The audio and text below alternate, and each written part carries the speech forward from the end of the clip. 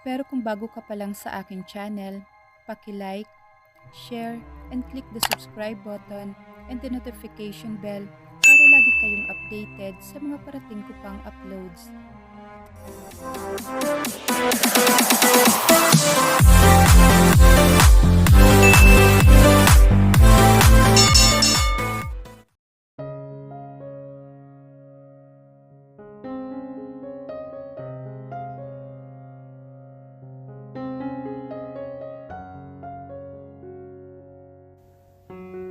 Hindi ko alam kung matutuwa ako o maiinis ako na mukhang ang saya-saya mo, Bella.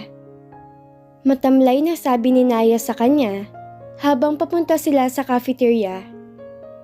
Gusto ko ding mag-leave. Frustrated na sabi ni Lena na 2 linggo pa lang mula nung nailipat ito bilang temporary secretary ng bagong head ng designs department at mukhang stress na stress na. Natatawa siya sa itsura ng mga ito.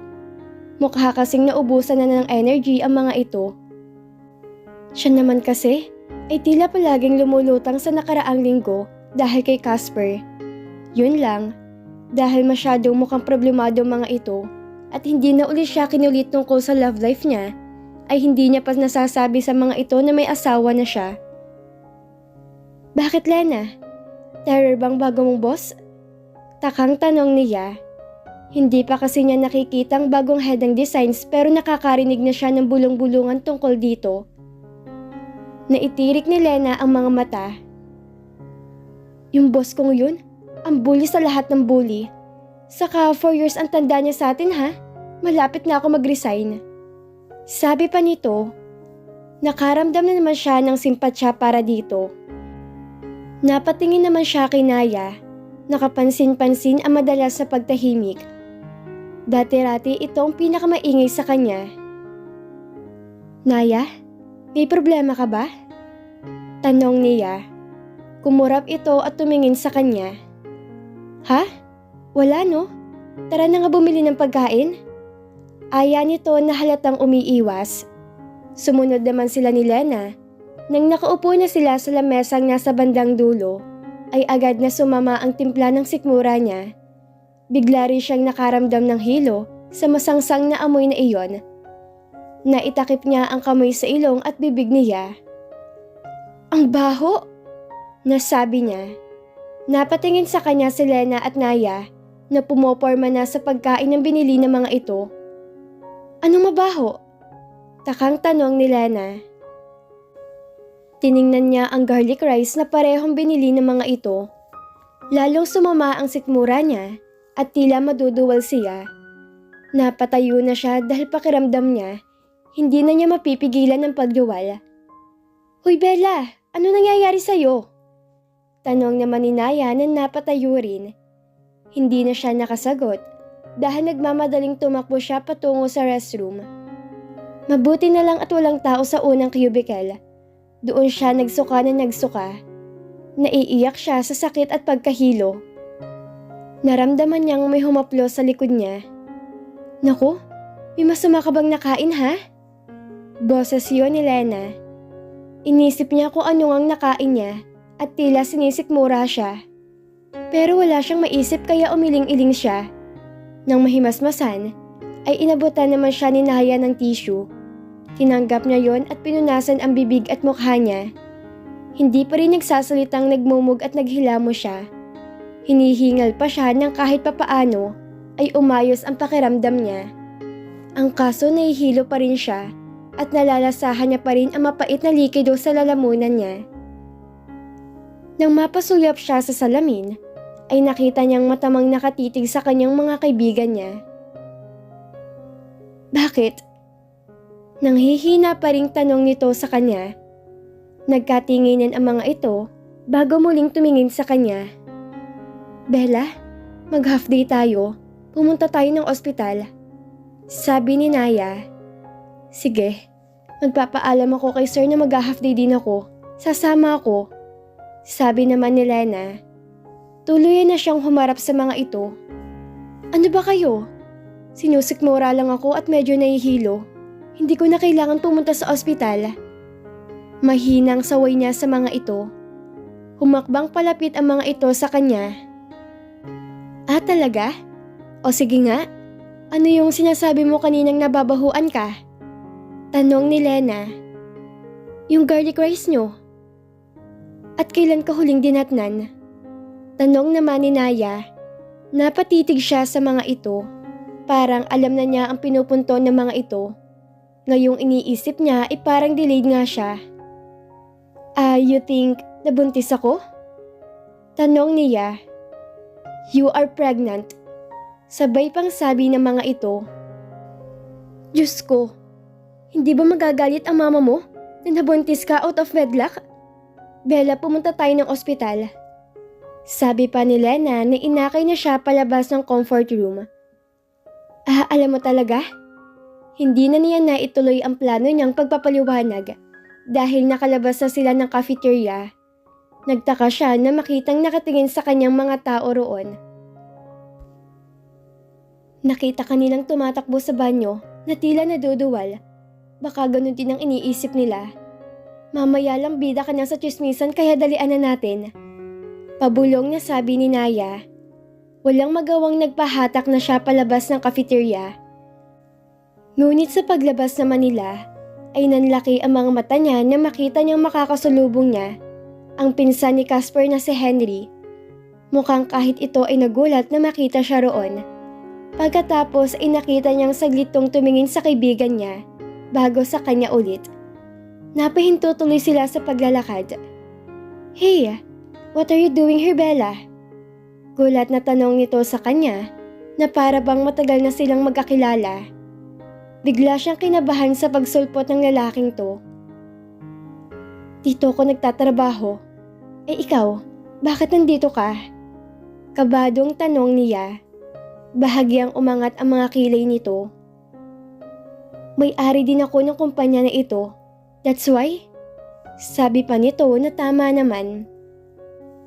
Narinig niyang sumingahap si Naya sa tabi niya, pero hindi na niya to nagawang lingunin sa sunod na sinabi ni Henry.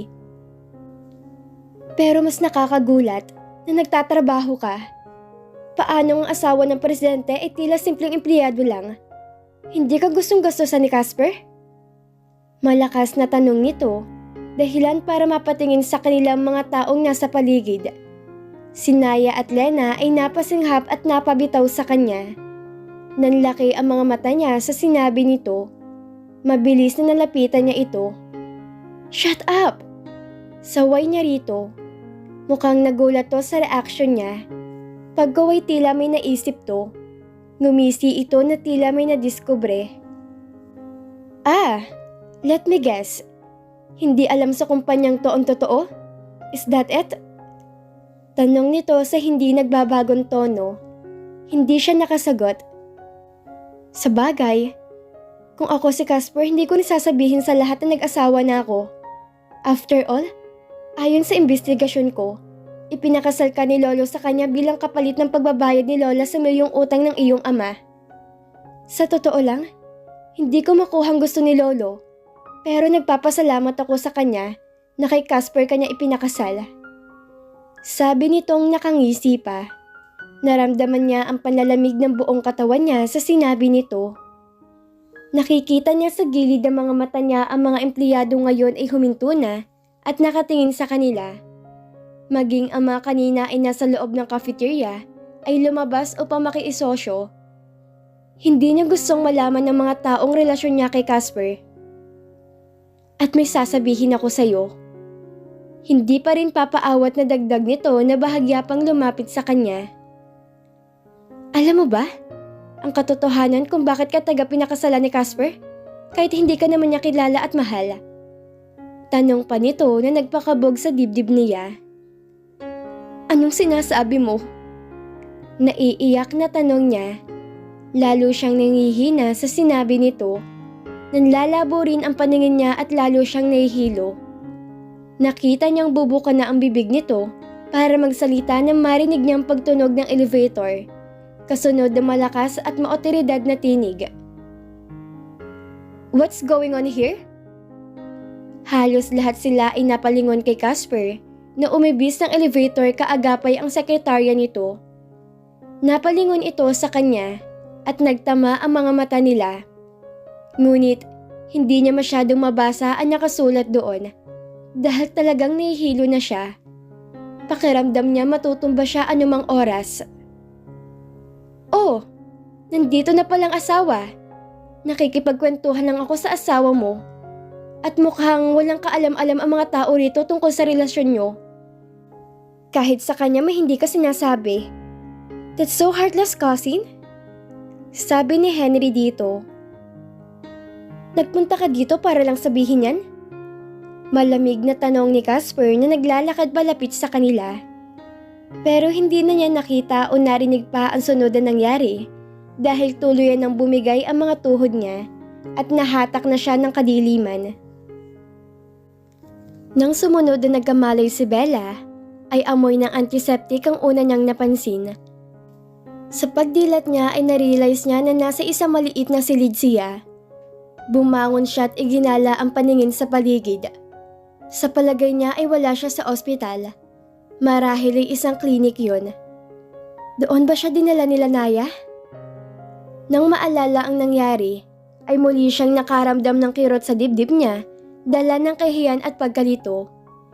Kahiyan? Dahil tiyak na sentro na siya ng chismis sa mga katrabaho niya. Pagkalito sa mga sinabi ni Henry sa kanya tungkol sa inililihim ng asawa niya. Dahil kahit papaano ay mas maayos ng kalagayan niya nang naglakad siya. Nakita niya sa isang panig ang bag niya. Lumapit siya roon at kinuha yon. Pagkatapos ay dumiretso siya sa nag-iisang pinto sa silid na iyon. Nang makalapit siya roon, ay napansin niyang bahagya yung nakaawang. Itutulak na niya yon nang marinig niya ang boses ng asawa niya. Are you sure she's okay? Tanong nito. Huwag kang mag-alala, normal lang na mahilo siya. Kailangan niya ng maraming pahinga. Sa tingin ko, kaya siya nawala ng mali dahil sa shock at stress. Sabi ng isa pang boses sa lalaki. Isang marahas sa buntong hininga ang sunod na narinig niya. Pare, ano ba tagang nangyari? Ni hindi mo sinabi sa akin nag-asawa ka na. In fact, hindi ko akalain mag-aasawa ka ng biglaan at walang pasabi. Why? Tanong nito. Base sa tono nito, ay naisip niya na baka kaibigan to ni Casper. Matagal bago sumagot si Casper. Pinakasalan ko siya dahil yun ang gusto ni Lolo. Matagal na namin pinag-usapan yun na ibibigay niya lang sa akin ang tunay na kumpanya at ang shares niya sa legal na paraan kapag dumating ang panahong ikinasal na ako sa babaeng gusto niyang mapangasawa ko. Kung tatanggi ako, kay Henry niya ipapakasal ang babaeng yon at kay Henry niya ibibigay ang dapat sa akin. Sabi ni Casper. Naitakip niya ang kamay sa bibig niya sa narinig at napasandal sa pader. Kung ganon, yun ang sinasabi ni Henry na dahilan kung bakit siya pinakasalan ni Casper. At kaya alam nito yun dahil baka sinabi rin ni Lolo Nel kay Henry ang tungkol doon. Ah, yan naman tagang gusto mo hindi ba? Ang makuha ang kumpanya at kayamanang dahilan kung bakit pinalayas ng mga kamag-anak mong mama mo.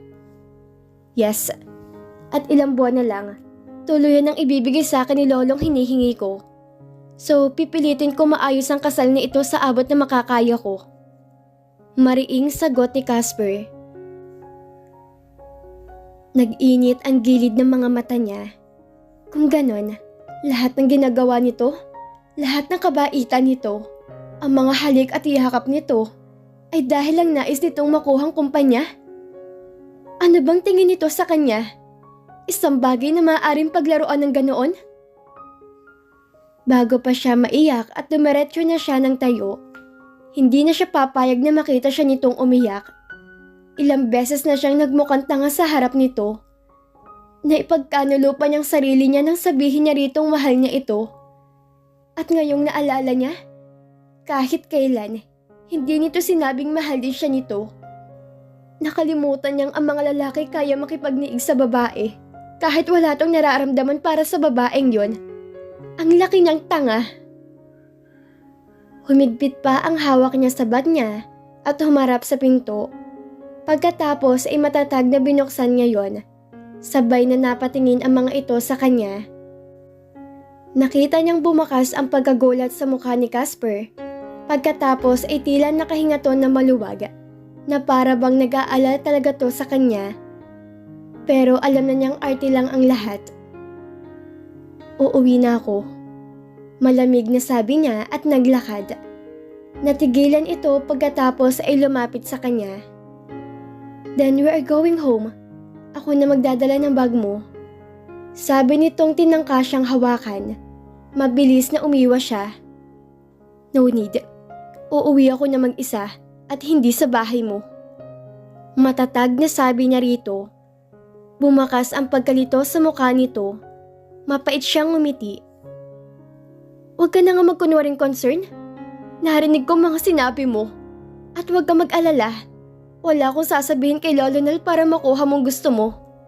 But after 6 months, maghiwalay na tayo. Dire-diretsyong sabi nito. What? Sandali lang, Bella. Saway nito sa kanya. No! Ayoko na makinig sa'yo at baka maniwala ako. Ayoko makasal sa taong hindi naman ako mahal. Yun lang at patakbo na siyang lumabas.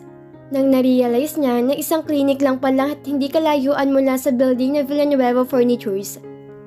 Madilim na sa labas, pero hindi na niya alintana yon. Agad siyang pumara ng taxi na makapasok siya sa loob niyon, ay saka siya umiyak na malakas. Hindi niya akalaing ang masaya at perpektong pagsasamang inaakala niya ay puro kasinungalingan lang. Tila ipinako sa kinatatayuan niya si Casper habang maang na nakatitig sa pintong pinaglabasan ni Bella. Gusto niya tong habulin pero parang ayaw gumalaw ng mga paa niya sa sinabi nito. Nais nitong hiwalayan siya pagkalipas ng 6 na buwang usapan nila ng lolo niya. Hoy pare, hindi ngayon ng oras para matulala ka. Ayos nang ba sa'yo na hayaan siyang umalis na masama ang loob? Bukaw sa kanya ng kaibigan. Nang may-ari ng first class clinic na yon, napalingon siya rito. Mukhang narinig niyang pinag-uusapan natin. At base sa reaksyon niya, ay malamang iniisip niya na ginagamit mo lang siya nang pakasalan mo siya. At sa totoo lang, yan din ang naiisip ko. Of course not! Mariing tanggi niya. Oo, yun talagang unang tingin ko sa pagpapakasal ko. I don't really care kung sino pang babaeng pipiliin ni Lolo sa akin. But then, si Bella yon. At narealize ko na hindi naman pala masamang makasal. Aniya rito. Ngumiti ito sa kanya at tinapik siya. Huwag mo sa akin sabihin yan. Sa kanya. So, totoo palang may nabubuong pagmamahalan mula sa arranged marriage? Bilisan mo na at puntahan mo na siya. Gumanti siya ng tapik dito. At mabilis na lumakad. Palabas na siya nang bigla siyang tawagin nito ulit. Oo nga pala, may kailangan kang malaman. Sabi nito nang umisi. She's pregnant. Kumabog ang dibdib niya sa sinabi nito at literal na napatunganga siya rito. Nang humalakhak ito ay napamura niya ito. Dapat kanina mo pa sinabi yan. Angil niya rito at binilisan ang pagtakbo. Isang bagay lang ang tumatakbo sa isip niya. Magkakaanak na sila ni Bella. Pero balak nitong hiwalayan siya. Hindi siya papayag. Hindi niya hayaang mawalang babae nagpapasaya sa kanya. Bella? Anak? Ano nangyari sa'yo? Gulat na tanong ng mama ni Bella na mabuksan siya nito ng pinto. Natagpuan niya ang sarili niyang napahinto sa bahay ng pamana ng lola niya. Agad na niyakap niya ito at muling naiyak. Inakay siya nito sa sala at pinaupo. Pagkatapos iniyakap siya nito at inalo. Iyon ang eksenang naabutan ng papa niya na mukhang kagagaling lamang sa pagpasyal sa mga grocery stores nila na muli nitong binuksan sa tulong ng perang ibinigay ni Lolo Nel. Bella? Bakit umiiyak ka anak? Tanong rin nitong umupo sa kabilang tabi niya. Bakit pa ba siya umiiyak? Natural ang asawa niyang dahilan. Asik ng mama niya. Anong aasahan mo sa pagpapakasal na hindi nila mahal ang isa't isa? Dugtong pa nito na lalo niyang ikinaiyak. Sinubukan siyang aluin ng mga ito. Pagkatapos isa pa putol-putol na sinabi niya sa mga ito ang nalaman niya. Maging ang katotohanang nahulog na ang loob niya sa asawa niya at ang katotohanang hindi ganoon ang nararamdaman nito para sa kanya ay sinabi niya rin. Isinama na niya pati ang frustration niya na sikreto sa kumpanya ang pagiging mag-asawa nila. Pati mga insecurities niya dahil sa sinabi ni Henry sa kanya. Habang nagsasalita siya at patuloy sa pag-alo ang mama niya, habang ang papa niya ay tahimik lamang at tila naiilang. Nang matapos siya magsalita, ay tahimik lang ang mga ito. Sana sinabi mo sa akin ang lahat ng yan. Kumabog ang dibdib niya nang marinig ang tinig ni Casper. Napatingin siya sa pintuan ng bahay nila kung saan ito nakatayo. Base sa paraan ng pagtingin nito sa kanya, ay mukhang kanina pa ito roon. Napatayo siya. Anong ginagawa mo dyan?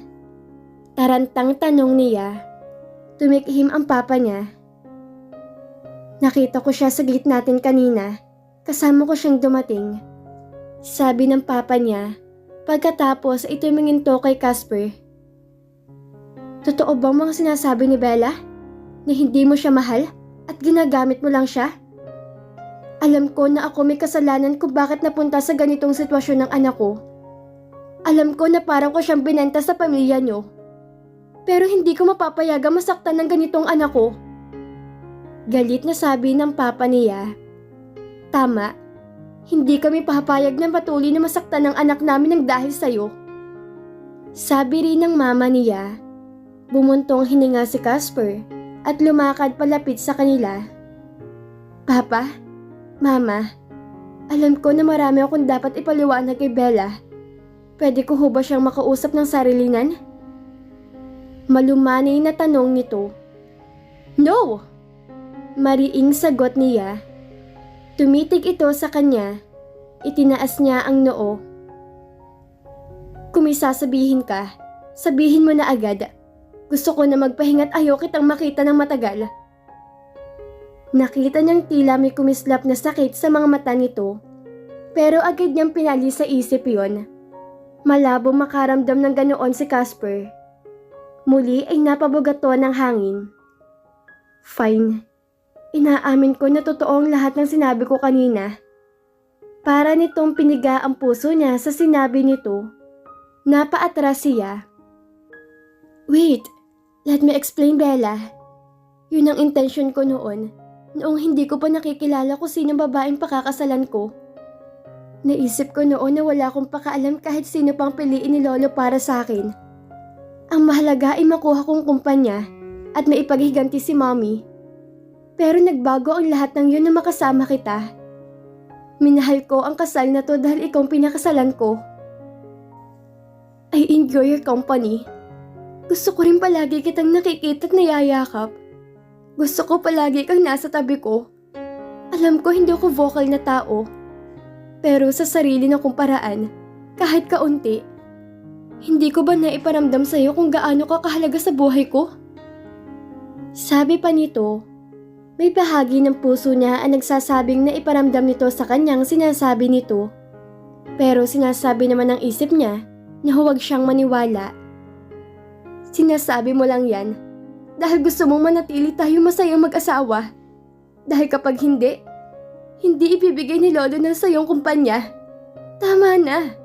Hindi mo na kailangan magpanggap. Sa halip ay sagot niya rito. Muli ay bumakas ang hinanakit sa mga mata nito. Bakit ba hindi ka naniniwala sa akin? Mahinang tanong nito. Paano ako maniniwala sa mga sinasabi ng isang taong hindi masabi sa lahat ng asawa niya ako? Kung papatawarin kita, babalik na naman tayo sa dati. Mag-asawa na naman tayo na hindi alam ng mga tao. Daig ko pang kabit na itinatago. So kung maayos yun, maniniwala ka na ba sa akin? Tanong nito. Iniwas niya ang tingin dito at tumalikod na. Hindi ko alam. Dito ako matutulog. Matatag pa ring sabi niya at nagsimula ng lumakad patungo sa hagdan. Kung ganon, pumunta ka bukas sa company. Siguraduhin mo na pupunta ka. Malakas sa sabi nito. Hindi siya sumagot. Be sure to come, Bella. Para din ito sa kapakanan na magiging anak natin. Napahinto siya at nanlalaki ang mga matang napalingon siya. Seryoso ang mukha nito. Dan aalis na ako. Sabi nito at tumingin sa mga magulang niya at tipid na nagpaalam. Nakaalis na ito ay nakatitig pa rin siya sa pinto. Iha? Buntis ka? Manghang tanong ng mama niya. Napukurap siya at napahawak sa impis niya pang tiyan. Kung ganon ay buntis nga siya. Sa kabila ng nararamdaman niyang hinanakit, ay nakaramdam siya ng kakaibang saya. I'm going to have this baby. Paulit-ulit na huminga na malalim si Bella habang nakatingala sa building ng Villanueva Furnitures. Kagabi ay nagdadalawang isip pa siya kung pupunta ba siya o hindi. Pero kaninang umaga ay masinsiran siyang kinausap ng mga magulang niya. Ang sabi ng mga ito ay pakinggan daw niya ang sasabihin ni Casper. Dahil buntis daw siya, ay mas dapat daw maging bukas siya sa paliwanag ni Casper. Pagkatapos daw niyang marinig ang gusto nitong sabihin, ay saka siya magdesisyon. Dahil sa pagkakataong yon ay hindi lang daw siya magdidesisyon para sa sarili niya, kung hindi pati ang magiging anak niya. Kaya ngayon ay nasa tapat na siya ng company building nila at umaamot ang lakas para pumasok roon. Hindi pa rin siya kumikilos ay nagring na ang cellphone niya. Napukaw niyo ng atensyon niya. Nang makita niyang si Naya ang tumatawag sa kanya ay agad niya yung sinagot. Asan ka? Tanong agad nito. Pupunta na ako sa company. Bakit? Bilisan mo pumunta. Nasa lobby ang lahat ng empleyado. May announcement daw na gagawin si Mr. President. Tapos nilapitan kami ni Lena kanina ni Miss Lani. Siguraduhin ko raw na pupunta ka. Ano bang ibig sabihin nito, Bella? Kailan ka pa nag-asawa? At si President? Tanong nito. Kumabog ang dibdib niya at muling napatingin sa building. Sige, pupunta na ako dyan. Yun lang ang sinagot niya at pinatay na ang cellphone niya. Muli siyang huminga na malalim at tuluyan ng pumasok sa loob. Maraming ang tao sa lobby na makapasok siya. Sa isang panig ay may platform na may microphone stand. Kumabog ang dibdib niya na makita niyang lumakad patungo doon si Casper. Kasunod ang sekretarya nito. Nagkaroon ng bulong-bulungan. Nang nakatayo na si Casper sa platform at iginala nitong paningin sa paligid. Huminto yun sa panig niya. Kahit na may kalayuan siya rito, ay sigurado siyang nagtama ang kanilang mga mata. Pagkuway, hindi inaalis ang tinging lumapit to sa mikropono. Tinipon ko kayong lahat dito because I have an announcement. Panimula nito dahil upang matahimik ang lahat ng mga tao roon. Siya naman ay pigil ang hiningang hindi rin inaalis dito. Late na to, pero a few months ago, I got married. Nagkaroon muli ng bulungan. Pure business matter lang dapat yun at hindi kami magkakilalang dalawa. Dahil sa business, napagdesisyonan naming huwag munang sabihin sa lahat na nagpakasal na kami. Ngunit noong araw pagkatapos ng aming kasal, aksidente kong nakita ditong asawa ko. Noon ko lang nalaman na dito siya nagtatrabaho sa kumpanyang to. Noong araw na yon, akala ko magiging mahirap para sa akin na nandito siya nagtatrabaho. Akala ko may irita ako na nasa iisang kumpanya kami. Lumakas na ang bulong-bulungan sa paligid at nagpalingalinga ang mga tao roon. Marahil hinahanap nila kung sinong tinitingnan ni Casper. At nang may isang nakakita sa kanya, ay itinuro siya sa iba. Pero hindi tulad kahapon na halos lumabog siya sa kinatatayuan, ay nawala siya ng pakaalam sa mga tao. Hindi niya inaalis ang tingin kay Casper. At nang bahagyang umangat ang gilid ng mga labi nito, na sigurado siyang ngiti ay tila may mainit na kamay na humahaplo sa puso niya. But I was wrong. Imbis na mainis ako, lagi ako nag-aabang na makita siya. Kaya kahit hindi naman dapat, gumagawa ko ng dahilan para magpunta ng lobby at tinitingnan ko anong ginagawa niya. Tila ba hindi sapat para sa akin na nakikita ko lang siya sa bahay? Gusto kong palagi siyang nakikita. Nagising na lang ako isang umaga na wala nang ibang laman ng isip ko kung hindi siya. At sa unang pagkakataon mula nung maging presidente ako ng kumpanyang to, ipinasa ko maraming trabaho sa iba para lang makapagbakasyon kami, kahit 3 araw lang. Nakagat niyang ibabang labi sa impleksyon ng mga sinasabi nito, na kahit ang una nitong intensyon ay purely business lang, in time ay naging importante rin siya sa buhay nito. Sapat na bang dahilan ang lahat ng sinabi ko para maniwala ka sa akin, Bella? Tanong nito sa kanya. Nang banggitin nito ang pangalan niya, ay agad napunta sa kanyang tingin ng mga taong kanina'y abala pa rin sa paghahanap ng tinutukoy ni Casper. Lumunok siya at nagsimulang lumakad palapit dito. Sa hindi niya malamang dahilan ay nagkaroon siya ng daan sa dami ng mga tao roon. Kung sasabihin mo sa akin ang gusto kong marinig, maniniwala ako sa'yo. Sabi niya rito. Huminto siya sa mismong harap ng platform. Sinabi ko na sa'yong nararamdaman ko ng isang beses, pero ikaw, kahit kailan wala kang sinabi. Ngumiti ito at umalis sa mikropono at bumaba. Sa isang iglap ay magkaharap na sila. Umangat ang kamay nito sa pisngi niya at pinakatitigan siya. Bella, akala ko naintindihan mo na. Of course I love you. Hindi ako magiging ganito kasaya at kakontento sa piling mo kung hindi kita mahal.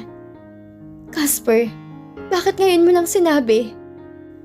Siyempre kahit alam ko, gusto ko pa rin marinig mula sa'yo. Aniya rito, mahina tong tumawa. Akala ko ba kilala mo na ako? Hindi ako vocal na tao, hindi ba? Ngayon nga lang ang pinakamaraming salitang sinabi ko sa loob ng ilang minuto para lang makuha mo kung ano ko sa buhay ko. So please, wag mo ulit sasabihin makikipaghiwalay ka sa akin dahil hindi ako papayag. Lalo na ngayon na magkakaanak na tayo. Sabi pa nito, yumakap siya rito. Oo nga, kaso na insecure ako. Kumpara sa'yo, normal lang ako. Hindi ko nga magets dati kung bakit gusto ni Lola Nel na ako mapapangasawa mo, kahit pa sabihing nangako siya sa lola ko. Noong una, ayoko rin magpakasal sa'yo. Pero na makilala na kita ng husto, naisip ko rin na masaya naman pala mag-asawa. Nagising na lang ako na mahal na kita. Tapos kagabi, na makumpirma ko sa'yo na buntis ako, natuwa ako. At the same time, na-realize ko na hindi ko kayang mawala ka. Pero nagmamatigas lang ako. Buti na lang, kinumbinsa ako nila mama kaya nagpunta ako rito. Mabuti na lang pumunta ako. Aniya rito. Niyakap siya nito at pinakatitigan. Kung totoo yan, then marry me again. This time, para makita ng buong mundo. Para malaman ng lahat na akin ka lang at ako'y sayo lang. Napangiti siya. Matagal ko nang hinihintay na sabihin mo yan. Aniya rito. Gumanti to ng ngiti at muling hinaplos ang pisngi niya. Sorry kung ngayon lang. Sabi nito at hinagkan siya sa mga labi. Nakarinig siya ng masigabong palakpakan at pati mga paru-paro sa sikmura niya ay tila nagdidiwang. Ikinawit niya mga braso sa batok nito at buong pusong gumanti ng halik sa asawa niya. Yes, hindi na ito estranghero dahil ito na ang lalaking pinakamamahal niya, ang lalaking makakasama niya habang buhay. Iniisip pa lamang na tatanda siya, magkakaanak at magkakaapo na ito, ang kasama niya ay nagdudulot sa kanya ng mainit at masayang pakiramdam. I love you. Magkapanabay pa nilang nasabi nang maghiwalay ang mga labi nila. Pagkuway, sabay silang napangiti. Hindi mapagkit-pagkit ang ngiti sa mga labi ni Nelson habang pinagmamasdan niya ang mag-asawang Casper at Bella Nasa bakuran sila ng pamilya Domingo sa malaking bahay na pag-aari ng pinakamamahal niyang Mirabela para sa reception ng kasal sa simbahan ng dalawa. Sa kahilingan ni Arabella na agad niyang pinayagan, ay doon ginanap ang reception ng kasal ng mga ito. Kumpleto ang pamilya nito at maging ang mga anak niya na dati palagi nag-aaway na nagpunta pa rin sa kasal. Siya ay nakaupo sa silyang siya mismo ang may gawa at palaging inuupaan ni Mirabela kapag dinadalaw siya nito roon. Regalo niya yun dito ng araw na ikasal ito. Natatandaan niya na palaging sa pwestong yun nito pinagmamasdan ang pamilya nito. Mira, nagawa ko ng pangako ko at tama ko na silang dalawang bagay sa isa't isa. Nangingiting kausap niya rito sa isip niya. Lolo Nel! Tawag sa kanya ni Bella na nakangiting lumapit sa kanya. Napakaganda nito sa dress nito. Ano ang ginagawa niyo dyan? Ngumiti rin siya. Pinagmamasdan ko kayo, iha. Talagang bagay na bagay kayo ni Casper at halatang mahal niyong isa't isa.